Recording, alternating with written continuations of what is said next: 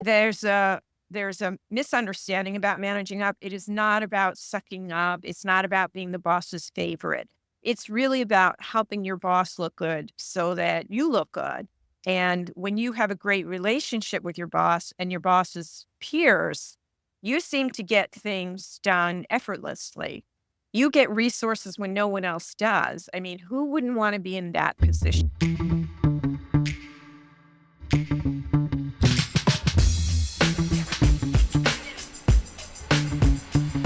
Welcome back. It's Relationships at Work, your leadership guide to building workplace connections and avoiding those blind spots. I'm your host, Russell Lolliker, a communications and leadership expert with a couple of decades of experience and a whole heap of curiosity on how we can make the workplace better. If you're a leader trying to understand and improve your impact on work culture and the employee experience, well, I'm thrilled that you brought your curiosity because you found the right place. A place that not everyone knows to start at as a leader is in managing up. Did you know that? Because sometimes we don't know we even should. Sometimes we don't think we should have to. Other times we don't understand what it actually might look like. I'm guilty of it too. Absolutely, I'm guilty of it too. I've been eager to prove myself in new roles, in new leadership opportunities. I'm comfortable in my knowledge, pretty confident in what I can deliver, excited to get to it with my new team. Only there's this disconnect I find between myself and my boss when I bring that kind of mindset to the table. Sure, I can deliver what I need to deliver, but could I do better if I understand my boss's needs, my boss's goals, their problems to solve? Actually, yeah, I probably could be better at my job. Unfortunately, when we focus only on our work, our teams, we can often be siloed. We're siloing ourselves. We're disconnected. It's really not being a part of the bigger picture of the organization, its vision, its mission. There's a lot we may not see in our roles that our bosses and leaders may have a better perspective on, a bigger picture. And we need to be a part of that to make our work more meaningful, more effective, and really tie into that North Star direction. Wouldn't it be better to have that insight, that bigger picture insight? I feel like it might open doors for us, professionally, career-wise, if we do. My guest today is encouraging us to manage up. It's something she really believes we have to do because we have to help our leaders lead, and in doing so, help our teams succeed. Oh yeah, I rhymed there. I love it when I rhyme without any intention to do so. Enough of that. Let's hear from Roberta. Hold on.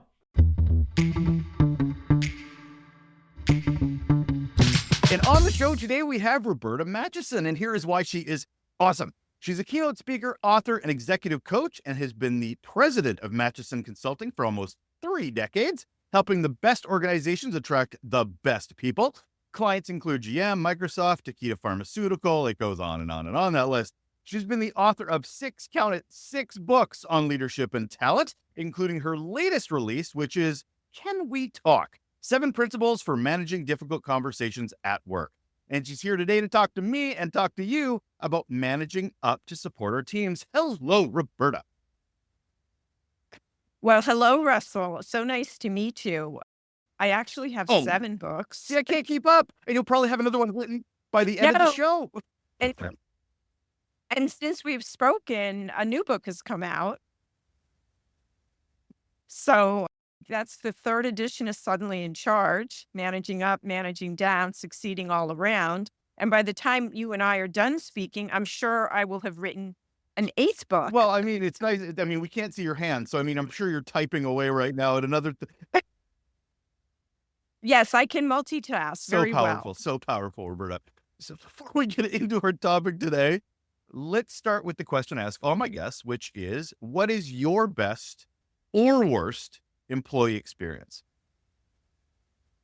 Well, I have to tell you, everything that I've learned about management, I learned from the worst boss I ever had. And I mean, if you can think of one thing or anything that bosses shouldn't do, she did. So, for example, showing favorites. Clearly, I wasn't one of them. I actually, and I was young, so I didn't even notice, but my peers did. And they're like, why does she treat you differently? And Turns out there was a little bit of discrimination going on, shall we say. So that was rather interesting. She was a micromanager. She loved, she was more like a sniper. She loved taking people out in front of me just to show me that she could, meaning I'll never forget the day she just went off on our benefits broker. And then when she was done, she went like this and she said, "Wasn't that great?" And I just sat across the desk and I was like, I am so out of here. So a lot of what I write about when people read my books, I mean, they're all true stories, but much of this is based on that manager. And so I would like to officially thank her. So you said this happened earlier in your career. Was this one of your first, second, or third jobs, sort of at the beginning? Probably Um, maybe my third, so kind of in the beginning and middle. how did you learn that this was? I mean, was it just your colleagues going, "This isn't right," or were you learning Yeah. as you went along, going, "Okay, this is wait, what?"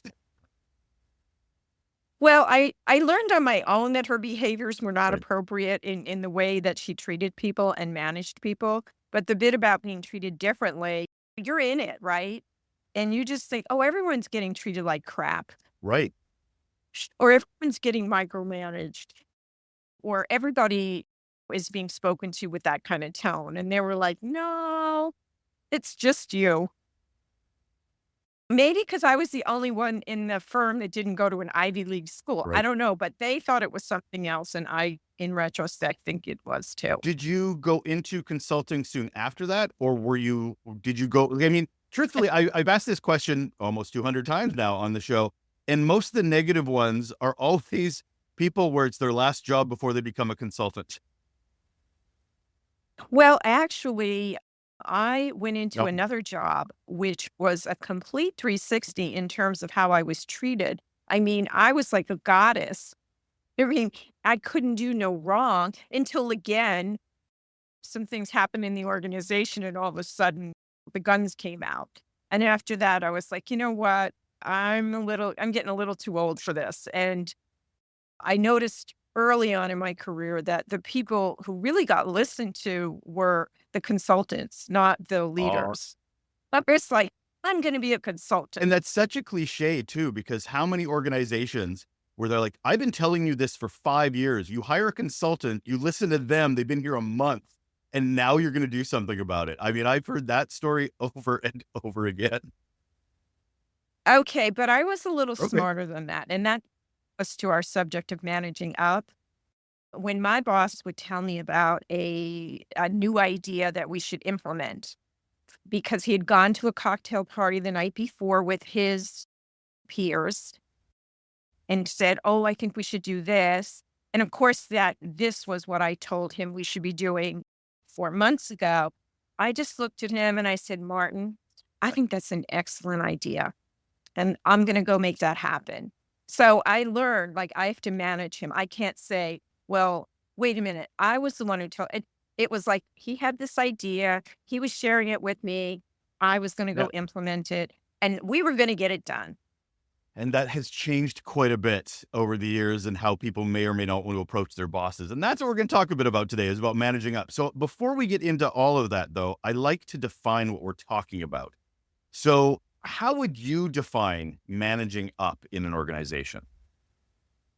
Well, the way I define it is managing your boss and the relationships above you so that you can get the resources that you need for yourself and for your team. Would somebody jaded, I'm not looking at myself, called it, oh, I don't know, babysitting or manipulation? Because I've mentioned this even previously about a scenario, and immediately I got comments going, why should I have to lead my leaders?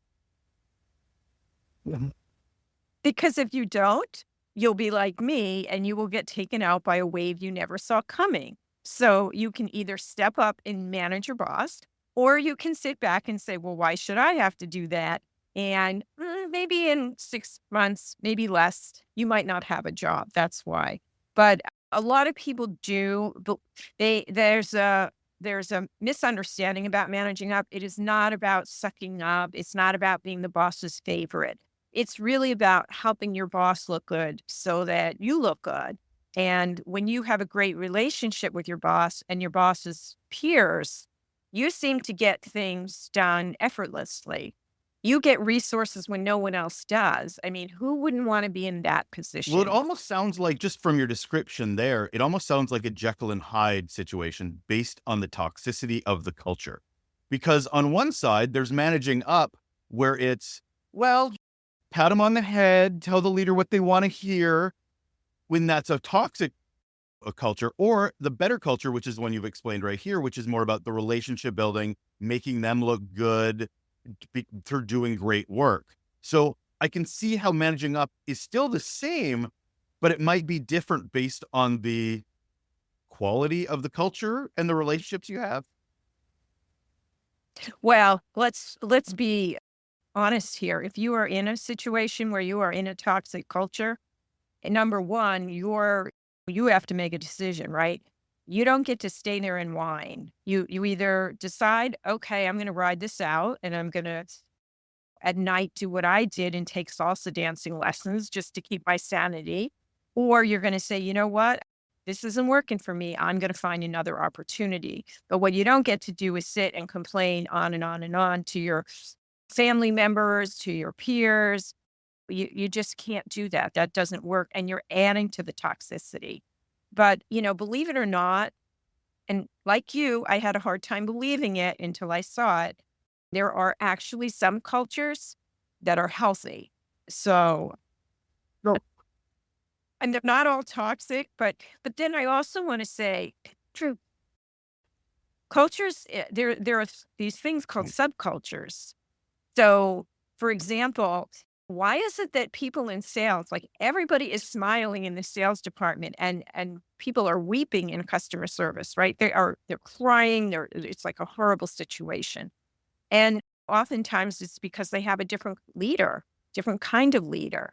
So when you do go and look for a new opportunity and you go onto places like Glassdoor, sometimes it can be confusing because you're like, I don't understand. Like, how come there are people who are really happy and people who are really miserable?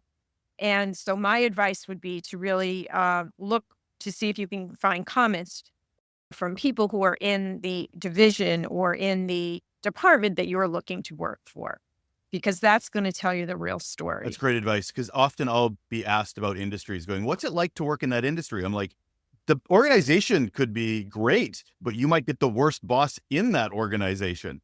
It's not one culture, it's 17,000 subcultures that may or may not impact your mental health. So that's great advice about Glassdoor, because people don't see it that way. Yeah. No, and I do a lot of executive coaching, and I tell my clients, especially those that are looking to make a transition, I'm like, look, you're better off having a great boss and a not so great job than a great job and a not so great boss. So if you have to choose, choose the great boss. So you go into an organization, you don't know yet whether you're going to have to manage up or not. I mean, there's certain levels, I'm guessing. Well, that's actually the first question I want to ask is there degrees? Are there degrees to managing up? Well, first of all, whenever you go into an organization, you have Okay. to manage up. It doesn't matter whether you're on the line, on the manufacturing plant, or whether you're going in as an executive. Everybody needs to be managing their boss, because bosses are really busy people and you're just one person in their line of responsibility. And unless you take charge and initiative and build that relationship so that you're seen, you're going to find that you're going to be sitting there when this new person who's been with the company maybe 6 months gets promoted, and you're like, what the heck? I've been here for 3 years. And like, yeah, nobody knows your name. Okay. Yeah, branding and marketing yourself is huge. Continue on though, are there degrees to it? Because as we mentioned earlier, it could depend on the culture, it can depend on the boss. I mean, I've seen leaders where literally you have to manage every interaction, every comment, everything. While others, it is very a collaborative environment between the leader because the relationship is so good. So is it just ones and Well, zeros, or is there a degree to it? well, you must have read my book. my book's Suddenly in Charge because I define what I call the 4 different types of leaders. And of course, there are many more, but for our purposes, there are 4. And the kind of leader that you just described is more of a consultative leader. There's somebody who really wants your input. So once you are able to decode your boss and understand, oh, I have a consultative leader. So when they ask me, well, what do you think, Roberta? And I go like, or I don't contribute, or I don't offer my thoughts and ideas, that's not going to put me in a really good place with that boss, as opposed to a bureaucratic leader who is like, follow the rules. I'm like, okay, where's the playbook? So you need to know like what you're dealing with, and you'll figure it out really quickly if you take the time to decode your boss. I guess that just naturally leads into my question of how do you decode your boss? Like what is a couple things you should be looking for? You ask them questions and you start with, tell me, how would you like me to manage you? And they'll look at you like, what are you talking about? Okay. And then you say, by that I mean, when there's an issue, do you prefer that I let you know? Do you prefer that I resolve it myself? Would you like to meet weekly? Do you prefer to do that via Zoom? Should we set up a call? Should we meet in person? Like how do you want me to give you information about my job so that you know what's going on? Or are you one of those kind of leaders that says, oh, okay, well, if there's a problem, I'll let you know? Because there's such a thing as obviously oversharing. So you don't want to be like, oh, and then I went to the printer and then I pushed the button. It's like, no, just give me the bottom line. Here's the report. It's really important. I mean, I'm a communication nerd, so I love the idea of being open and honest in your communication about what the expectations are. If your boss is not going to tell you what their expectations are, it's your role to set those boundaries so you don't go insane trying to guess or read between the lines. I used to put out an email to people called my pester list. Like it was my follow-up list. I'm like, how would you like to be reminded? Insanely, like every hour, or sporadically, once every 2 weeks? You choose. It was like there was 5 choices that they got to pick. And how do you want to be followed up with? I called it the pester list, but they're like, I'll take number 3. Great. Then at least I know what the level of annoying versus necessary is.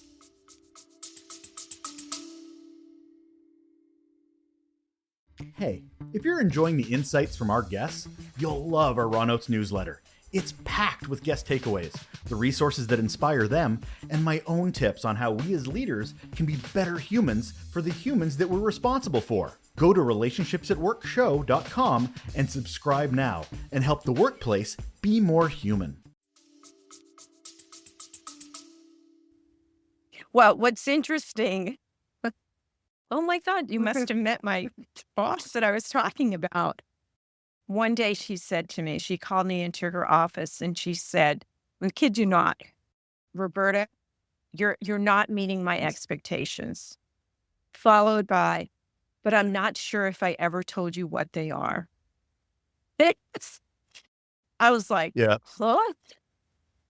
And then I thought to myself, oh, well, she went to Harvard, and obviously at Harvard, they had a course on mind reading.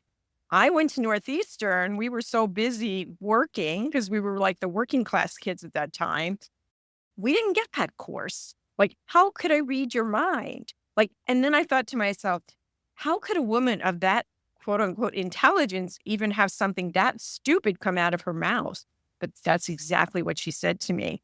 So now I would have early on gone to my boss and said, hey, let's get some clarity here around what are the goals? What are your expectations here? How do you want me to communicate with you? I would have been much more directive than waiting for her to create a situation that 30, 40 years later, I still remember. Yeah.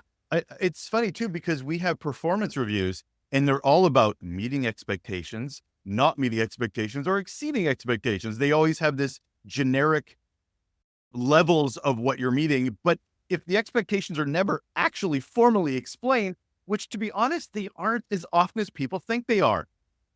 Oh, it happens all the Look time. at job descriptions. Or they get changed. They get changed.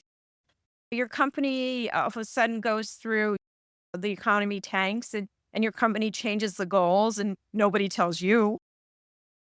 And now you're being measured on these new goals, but oh, by the way, we forgot to tell you about those. And I'm glad we're talking about this because when we're talking about what they do, the people who are listening to your podcast are either the theys or they're the soon to be theys. So, And that's exactly it. And one of the things I learned quickly in doing this show is that leaders do not understand the impact they have on their organization and the individuals that work for them.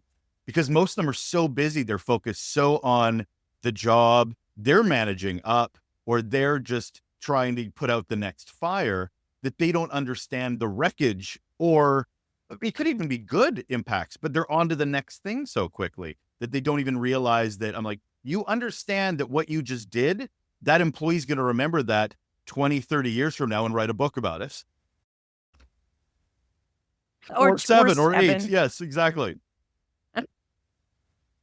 The thing is, I think today, I mean, I was talking to my niece last night about this, the impact that leaders have and on mental health. And I remember because of that boss that you and I were talking about, my friend suggested that I meditate. Anymore.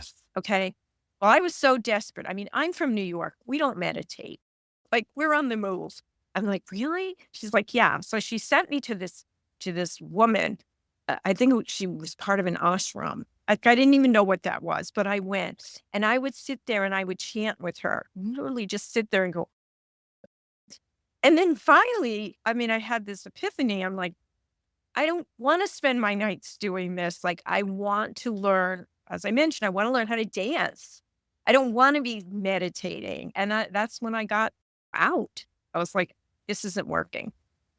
How does this benefit your teams? As you're someone that's interacting with your boss, managing up, as it were, how does it benefit the team that's working for you? Are they not having to manage you as well? Well, here's how it really benefits your team. If you're doing a great job of managing up and you go to your boss and say, hey, listen, this team has way more work than they can possibly do, and they're getting tired and exhausted, and things aren't really working out well here. I need another person. If they have a good relationship with their boss, they're more likely to get that additional headcount than the person next to them who has not managed the relationship. If they want to go in there and fight for you to get you more money, if they've got a good relationship with their boss, they're going to be successful in getting you the extra income that you so desire and need and are worthy of. So there's a lot of reasons how that can benefit the team. Plus, they'll get promoted, which means that, hey, their job is available. And so what you need to do the moment their job becomes available is ask Right. for it. Right. So first, I'm wondering, you should be talking to your teams about the fact that you're managing up. It sounds like you need to be pretty clear and transparent about that. So how can your team be helping you as a leader manage up? Because they're benefiting from it. Well, So why not they have some skin in the game? well, exactly. I actually had a number of people buy Suddenly in Charge. Half the book is on Right. managing up and the other half's on managing down. And they've given it to their boss and they've said, I'll tell you what, I'll read the managing up part, you read the managing down part. But what leaders can do is they can say to their people, I want you to manage me. And this is what that means. Because if your people are managing you, you're so freed up to do what you need to get done. You're not like, oh my gosh, like putting out another fire. They're coming to you when there's embers burning. They're letting you know something's going to happen. So you're in a much stronger position if you do this. How does ego get in the way? Because there are some supervisors who are like, I don't need to be managed up, when they're the perfect person that needs to be managed up, but they're resistant to it because they feel like they got to a certain position where they don't feel like that is something that they need. Oh, I honestly never met a manager like that. And I'll share a story. I was conducting a meeting for the president of a hospital. I was facilitating a leadership meeting for him. And he sat, I remember he was at the end of the conference room table, just sitting back, hands folded, the routine, right? And when I started talking about, listen to the executives, all of you, I said, see that guy at the end? They were like, yeah. I'm like, you need to be managing him. And he's back there like this. Like, they want to be managed. They understand. They're managing their boss. And if you say, well, they're the CEO of the company, the president, they're managing their board. You might say it's a family-owned business. They're managing their spouse. You know, everybody's managing somebody. Maybe it's a communications exercise. Like maybe if you do run into that, just say, I'm here helping you out. I'm here to make your job easier. Don't use the Oh, frame yeah. managing up, because it does Yeah. sound. I want to make your job easier. What do you need from me? Oh my gosh. Do you know anyone who would say, oh, don't do that? Exactly. Because even those with the biggest ego feel like, oh, well, of course. Why wouldn't you help me? Now, of course, I'm tipping way farther over to that ego sense, but it does exist. So yeah, I love the idea of, but I'm here to help greatness be greater, however you want to phrase it. But at the end of the day, I love it is about relationships here. It is about, if you build a better relationship with that boss, as you're illustrating, they'll listen to you. Because if you're just a cog in a wheel to them, which some people are because they're so busy, it's breaking down that wall with your boss by helping them that will help you get those resources. Because we are just a means to an end to a lot of leaders who are too busy to look at us anything but. Right. And most of the times it's really not Well, absolutely. intentional. I mean, they're not ignoring you on purpose. What would you say to those younger generations that may have a huge problem with this? Because there is, and I go back to my earlier point of, why am I having to lead my leader? Why can't they just do their job? Why can't they support me? I work for them. They should be helping me. Why do I have to help them? Why shouldn't leaders lead? So what do you say to somebody that would say that? I would tell them, listen, I mean, learn from me. I didn't do this and I was taken out by a wave I never saw coming. And today, right now, it is harder than ever to land a new job.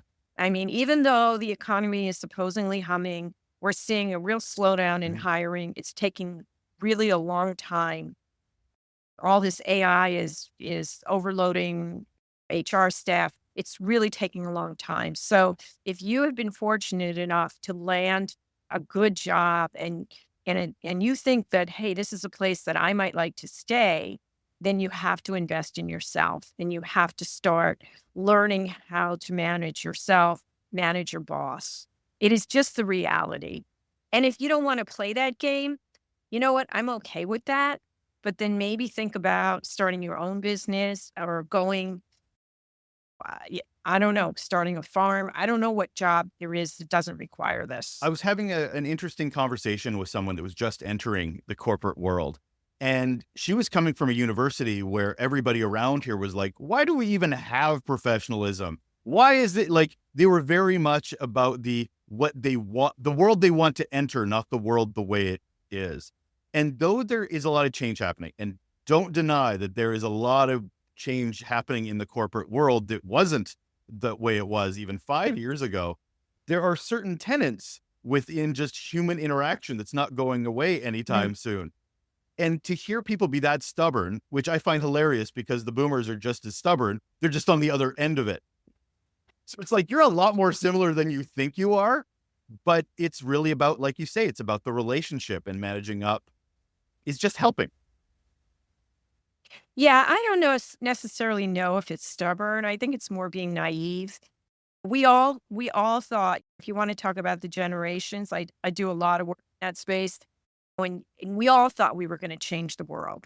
Every one of us. And we thought our parents ruined the world for us. And now you're talking to Gen Z, and it's like, look at the mess you've left us. And I'm like, boy, that sounds familiar. I'm waiting for like the next Woodstock to come along. I mean, it is what it is. And look, you can learn from other people's mistakes, or you can dig your heels in and say, that's just a bunch of crap.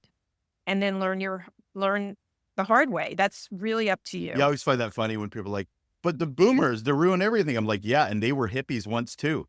So they were going to change the world, and now they're the ones that you're saying are ruining it. I don't know. Today, I think, is Mick Jagger's birthday, and I think he just turned 81. Like, it's what he it's crazy. And he said, this is really interesting. When he was younger, he said, if I'm still singing Satisfaction when I'm like 40, I'll kill myself. Double that, Mick. Okay. Well, I saw him in concert and he sang that and he is still alive and kicking. So, I mean, we learn, right? We say things when we're young, and this person that was kind of tussling with you on that topic, trust me, they'll come back in 5 to 10 years and say, oh, I think that I need to be doing this. And you'll be like, what a great idea. So what does managing up look like tactfully when you're in a meeting, when you're having a one-on-one, or you're interacting with your boss? What does it tangibly look like to manage up? Well, I mean, when it looks like, when you do it well, is it looks like nothing is happening. Okay. Because you're having a conversation, you're having this conversation like you're a peer. You know what your boss is expecting. So, for example, if you have a boss who's very bottom line, you don't walk into their office and say, hey, Bob, how was your weekend? How are the kids? You're like, hey, Bob, how are you doing? Great. I have a question for you. Here's my question. And you get to the point, because that person is like, they don't want all the chit chat. So, I mean, it looks different in different scenarios. So you would have to hand me a scenario and then I could better respond. Absolutely. I guess I was reading a book recently called The Phoenix Project, where it was very much about understanding how new ways of working could be implemented. And I think one of the tactics they talked about, and you brought it up really well here, which is going into your office and trying to understand their boss's job. Like, just understand what is your deliverables? What do you do that's tied to the business goals? And then trying to figure out what your role is in allowing that to happen, to support that to happen. And that could be in any organization, because at the end of the day, your boss has a boss who wants them to do things and deliver things tied to some strategic plan. But you still have to go in there and go, okay, how do I fit within that? I think that's excellent advice. So what I'm sort of asking is from a managing up perspective, you're in a meeting and you're with your boss and you're with your boss's boss, and you're hearing the bigger executive lay out their plans for, say, the next quarter. And this is what I want delivered. It's all the responsibility and the accountability of your boss, and you're just there as a fly on the wall to listen. What are you taking away from that meeting, and what next steps are you doing?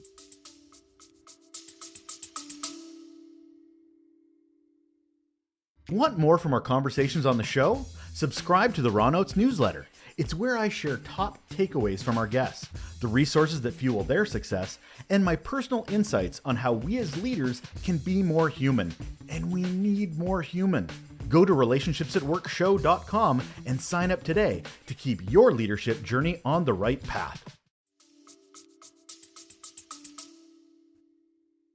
If I were in that meeting, I'd be scanning for ideas like, oh, it sounds like they're going to be opening an office in South America.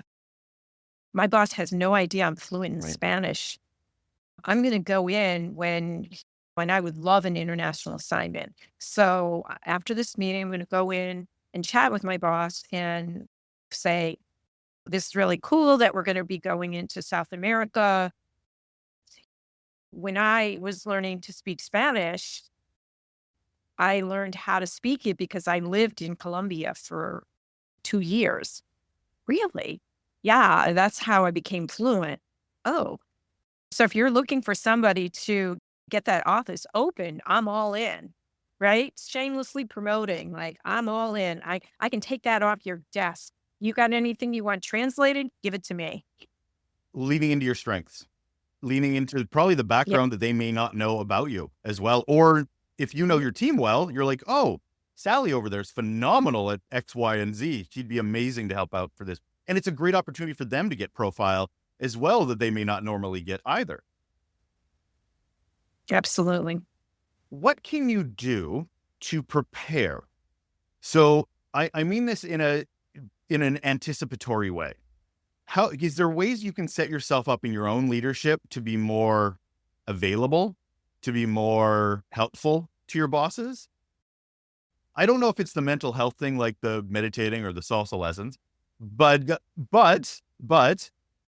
is there any way you can set yourself up to be a little bit more ready to go in the next opportunity for your boss? Well, the best way is to really be building that relationship now, right? And not waiting until there's this opportunity and you really want it. So really starting to find out through observing, talking to people, having casual interactions with your boss, just finding out like what's stressing them out. Are there things that you can take off of their plate? Like asking those questions. Hey, is there anything that you're doing that you might be able to give to me because I really want to learn and grow and I have the ability to pick up things really quickly. So you've got to step up. And I see too many people sit back and they're like, oh, I'm drowning. Like, and they don't step up. Or when the boss is like, oh, there's a new project and they just put their heads down. What would current Roberta say to new and shiny Roberta in her job that got her down this path? I mean, you had a boss that was very difficult, very, very bullying. And yet you're telling me that's like, no, it's on you to build that relationship with that horrible person. So what advice would you give yourself in that situation now?